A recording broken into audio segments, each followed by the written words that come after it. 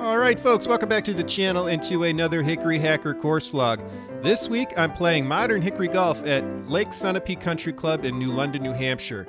This is a beautiful Donald Ross design from 1928 that was also the summer home of Gene Sarazen, the Squire. And the event that we're playing here today is the second annual Lake Sunapee Hickory Classic, and we'll talk about all of those things as we go. So as I mentioned, this course was designed by Donald Ross in 1928 and has undergone some recent restoration work to bring back some of those original characteristics. And here is the Squire, Gene Sarazen, 7-time major winner, including 2 U.S. Opens. There's a lot of Gene Sarazen memorabilia in the clubhouse for you to take a look at after the round, and I thoroughly enjoyed being this close to the Squire here on a course that he played at. So here's what's in the bag, sponsored by Stewart and Jacoby. I'm using my primary hickory set, as I mentioned, and a Titleist True Field ball. And here is the crew that we have on hand for the second annual Lake Sunapee Hickory Classic. Nice group of us here. Here's the scorecard for the front. We're using Stableford scoring for this event, so I'll talk about that in a second. And here's number 1, par 4, 339 yards. Nice easy-going hole to get things started. Here are the 3 playing partners that'll be with me today. This is Brian Smith. We have John Wetzel.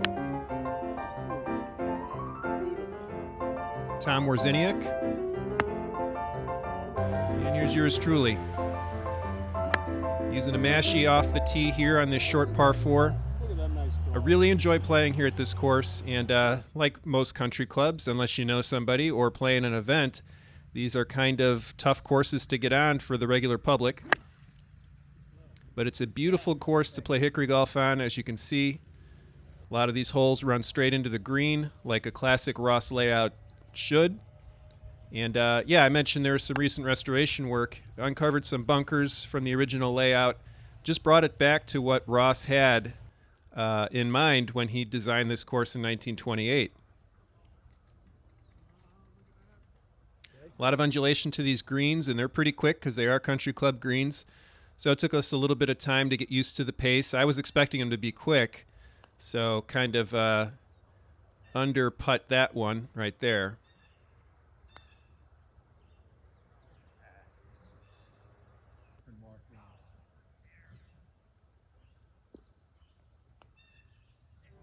There's a nice putt to get things started. So I mentioned we're using Stableford scoring, which means that bogey or better scores points. And if you're outside of bogey, you just pick up to keep the pace of play going.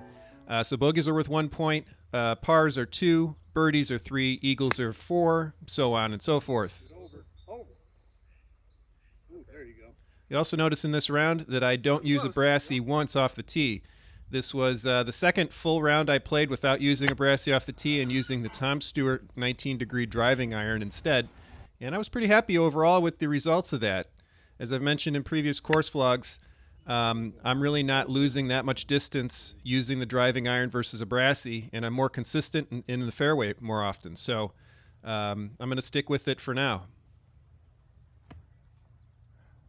And this hole got away from me. You really can't waste any shots in standard Stableford scoring. You have to try to get yourself in position for par pretty much every hole in order to score points, and it was not the case here. So I had already picked up, and some of us were playing through if the group behind us wasn't too close, because it was a rare opportunity to play a beautiful course. But yeah, you'll see me picking up quite a few. All right, number 3, par 4, 374 yards, and John gets things started with a nice tee shot there.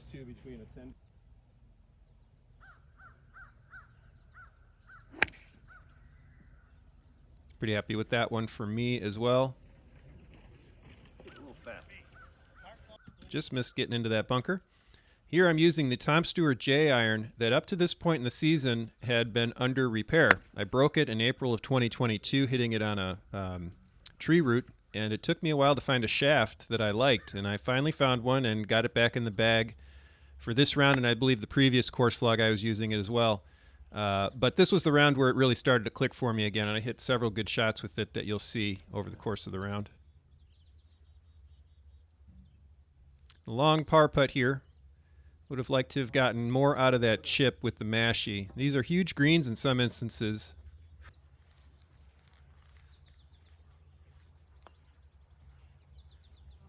Get in there. Yeah. So what you don't want to do, though, is have to hit mid-range or long putts to just get 1 point. And felt the pressure on that one. Brian picked himself up a point there, though. All right, number 4 is a par 322 yards, and we're going to flash back to 2021 for a Lake Sunapee Hickory Classic highlight. This is Alan Johnson's near ace in the rain. Very good. Back there. Get all over it. Go in the hole. Go in the hole. Oh, baby. That's how close Alan was to a hole in one. Tap in birdie, and he was living it up.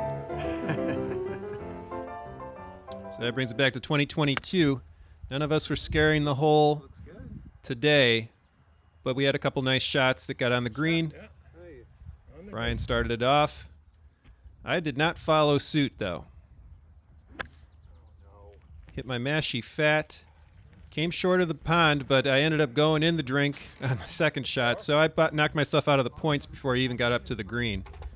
Good par. Now it's a par. And these guys will show you what the green looks like, because I couldn't. All right, number 5, par 4. Another short one, 282 yards, but some strategic bunkers make it kind of a tricky green to attack. Oh, wow. Right over it. John just cleared the bunker, so he's in good shape.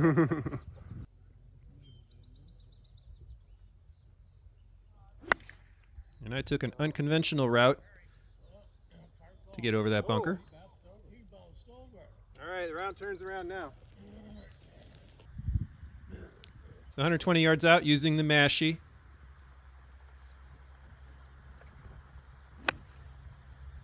Got to fly this one because that little runway to get up to the green is not in the right spot today. That shot for me went over the back of the green a little bit. Tom's going straight at the pin here. Yeah, a good shot. Not bad. So I'm off in the back of the green. This green slopes back to front.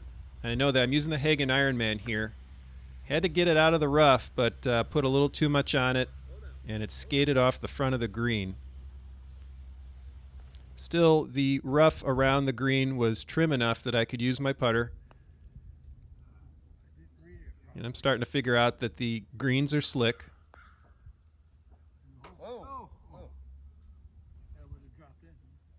And we'll see if I can drop this bogey putt for a point. And I can. Moving on to number 6, first par 5, 456 yards. And using the driving iron is a little tougher for me on par 5s because I feel like I got to make up more distance when I should just probably hit it easy, nice and easy, get it in the fairway. Really, you're talking about a difference of maybe 15 yards between a brassy and a driving iron for me at this point, until I find a brassy I'm a little more consistent with. That was a pretty good tee shot for me. Went off on the right side rough, bounced over the cart path here, and I'm using the J iron to try to get some distance, though I probably should have used the mashie. Yeah, I was sitting down in the rough just enough. I couldn't get enough club head on it, so the mashie would have been better in that situation. But it set up this shot, which was probably the shot of the round for me.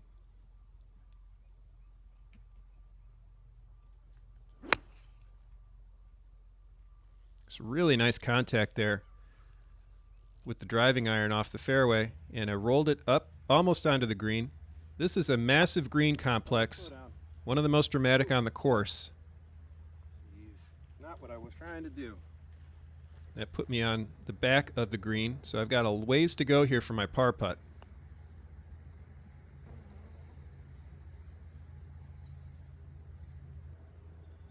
And Tom was over on the left side of the green. This is his putt. Couldn't get it all, but I got what counted. What a putt. Good birdie. Par. Well done. Nice par for Tom, and good putt up for Brian as well. That was a hell of a drive. I find myself with another short to mid-range putt here for bogey and a point, and I get it. Number 7, par 4, 312 yards. Another short one, but again, it's a trickier green to attack. That's better. Got to make a strategic decision off the tee here to decide if you want to try to clear a creek None of us were doing that with the hickories, so just trying to get it down to the end of the fairway before the creek, and that's not going to work for me. We got some more work ahead of me now. That's what I was hoping to do the first time, using the mashie to get myself down to the bottom of the fairway. Yeah.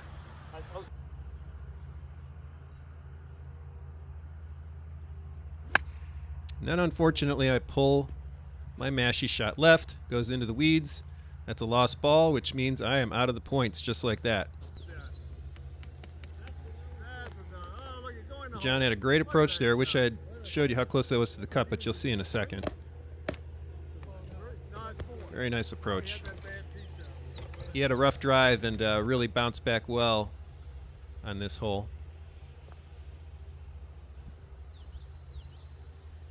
And one of the things that I'll say about Stableford is that it really does teach you how to shake the memory of your previous hole. You really got to focus on the hole at hand or it'll get away from you. All right, good recovery. All right, number 8, par 3, 174 yards.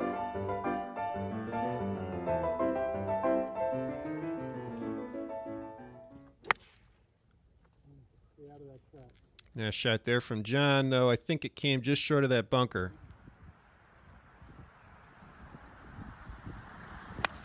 And that is my miss with the J iron off the tee. I've got a tendency to overcook it.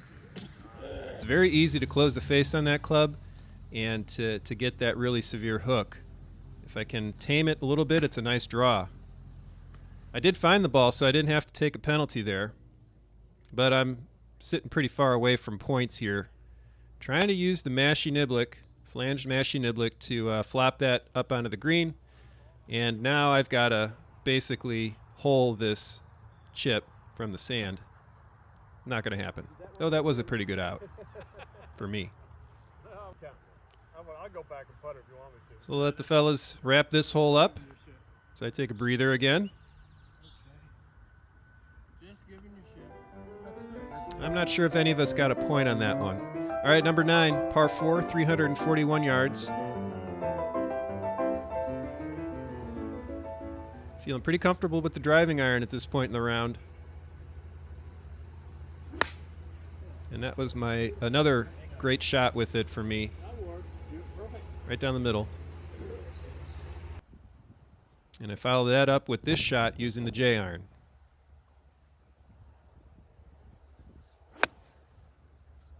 Good shot there. Very nice. Great shot. Thank you. Lots of good short game highlights on this hole from both Tom, Yeah, great shot. and John.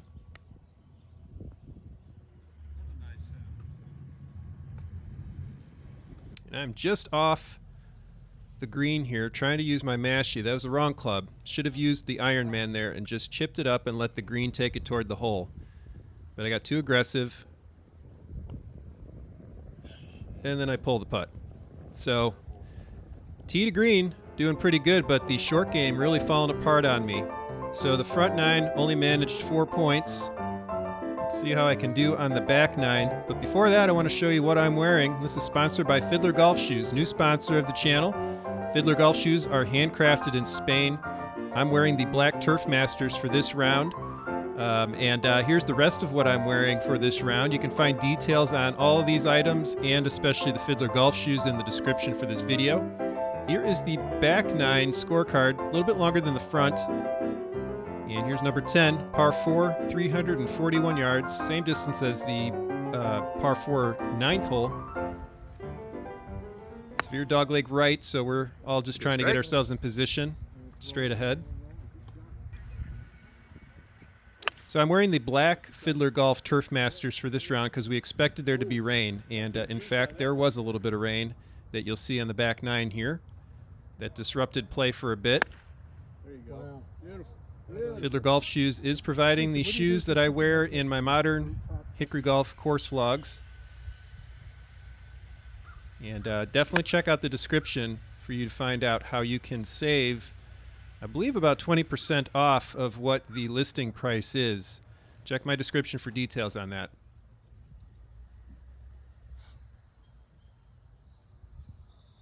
So on this hole, put myself in pretty good position. Again, tee to green, not too bad. But then when it comes to putting, I almost had that. leaving a lot to be desired. And if you've watched this channel, you know that putting's one of my strong suits. And today, it just wasn't one of those days. Didn't count. There's a great putt from Brian, though. That's a 6. Yeah, no.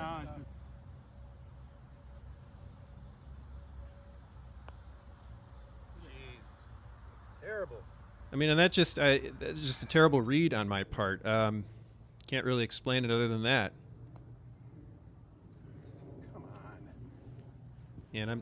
And there was a good comment on my Shepherd's Creek course vlog that at this point in the season, I think I wish I had heard. One of my viewers suggested that I get my head above the ball more, and I've since done that and am putting much better.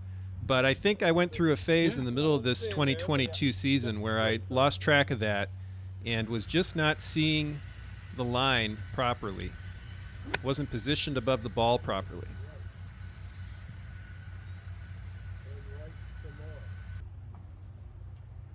So, you know, bad position here. I have to chip over this bunker using the mashie niblick, and yep, almost shanked that one.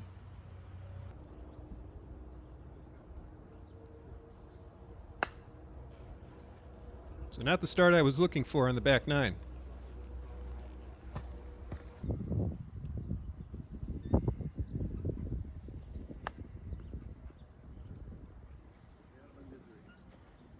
Not a terrible chip there, but it needed to go in for a point.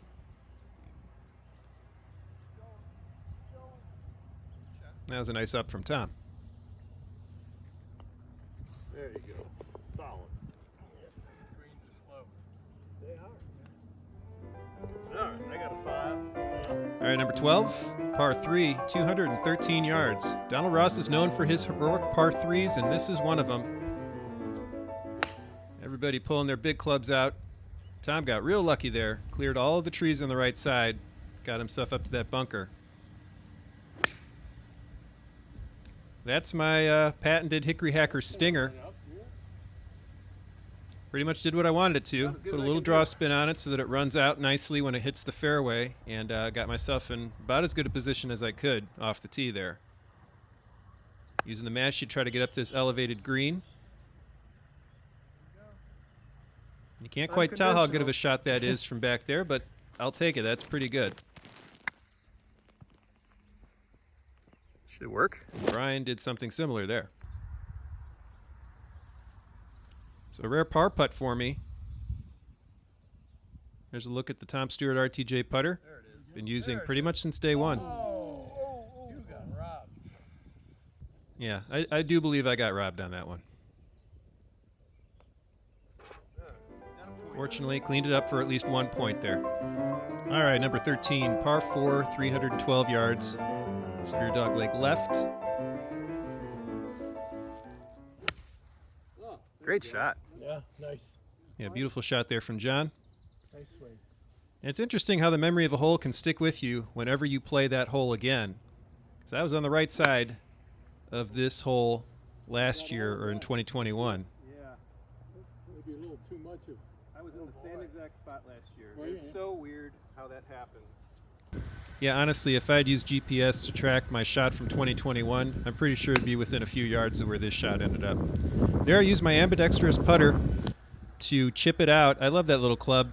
You're going to see more of that in future course vlogs. That was unfortunate. I kind of misjudged the distance on that with the mashie. Should have given it more. Left myself with this 20-yard chip. And I got to get up and down here for a point. And that's not going to cut it. Here's the Hagen Iron Man, though. Another pretty good chip.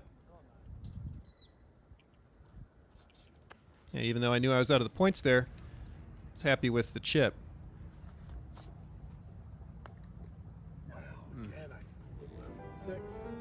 And I don't believe any of us scored a point on that one either. All right, number 14, par 4, 350 yards. Another thing that happens, you just see an obstacle that you want to avoid, and you end up hitting the ball right into it. That's what happened here. One of these chocolate drops just off the side of the fairway with this tall grass, using the Iron Man to try to chop it out.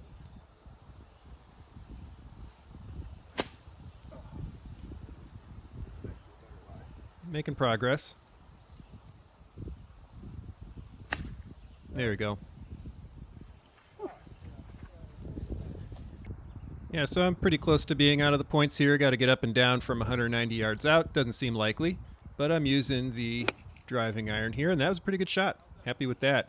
I mean, at this point in the round, pretty much any tournament, you know, if I'm out of it, which is usually by the second or third hole, you know, you have to find ways to keep yourself engaged in the round, and that for me is just hitting good shots and remembering those. Speaking of good shots, here's probably the highlight of the round of any of us.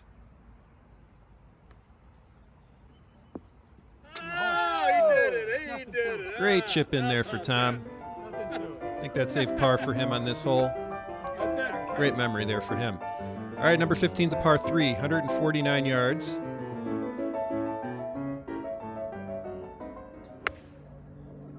Good ball from John.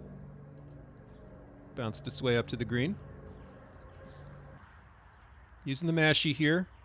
Trying to get the number 4 par 3 shot with the mashie out of my head, and that's the kind of contact I was looking for. Drop that on the right side of the green. And a rare birdie putt.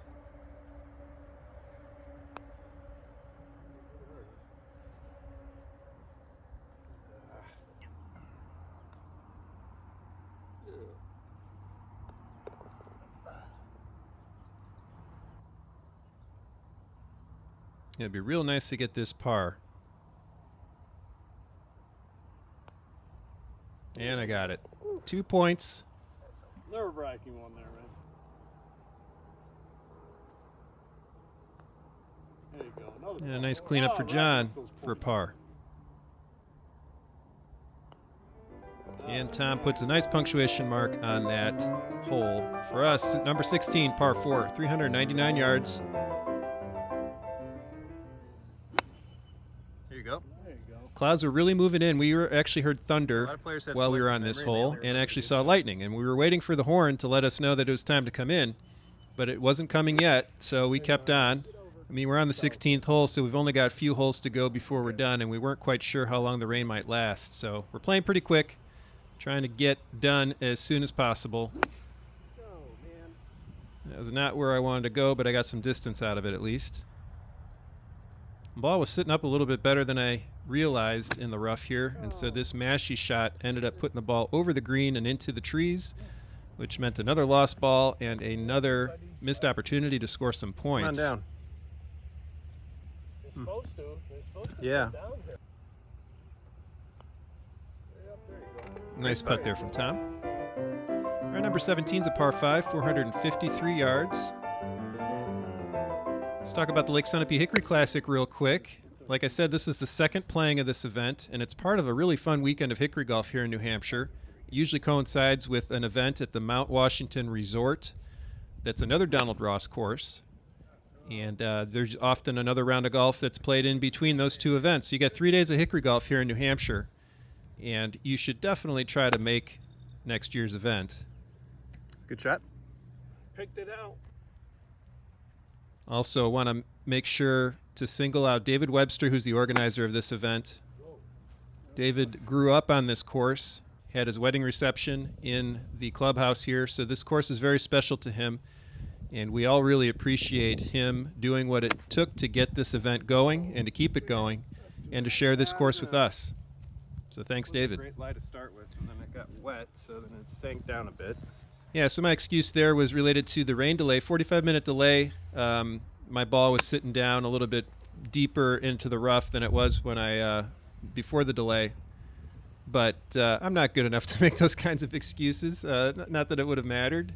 Just a bad shot for me. We also lost Brian and John to the delay. They had to get going, so it's just me and Tom here wrapping things up.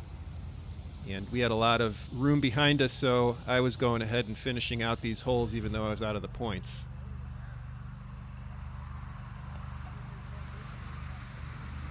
Yeah, one last note, too, about Gene Sarazen. Sarazen won his first U.S. Open in 1922 at Skokie Country Club, which was a Ross design. Actually, that course is a redesign of a Tom Bendelow design.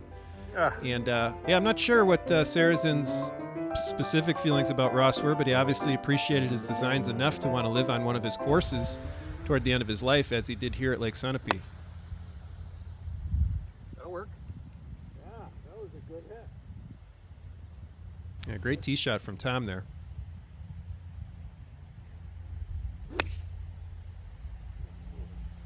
Yeah, I wasn't quite feeling it after the rain delay here. You know, we stood around quite a bit, just watching the rain finish up, and it definitely made me tighter. So I wasn't quite feeling as crisp with my swings. That was pretty good, but generally speaking here, I didn't quite feel like I was in the groove anymore, if I ever was, on the before the rain delay. Yeah, felt like I forced that one there.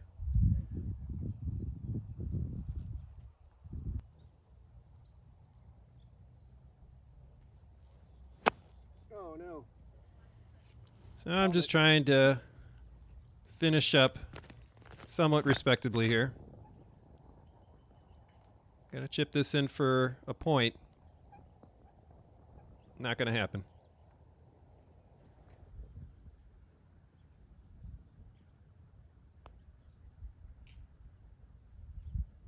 Oh, Not a bad putt though.